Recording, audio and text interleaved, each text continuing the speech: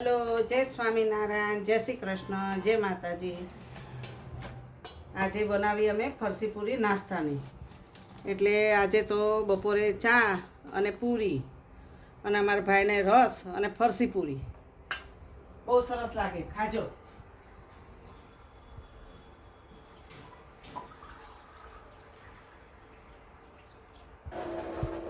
અને કાલે દેવસાઈની એકાદશી છે, એટલે નિમી એકાદશી, એટલે ગમે એ કાંઈક ને કાંઈક નિયમ લેજો.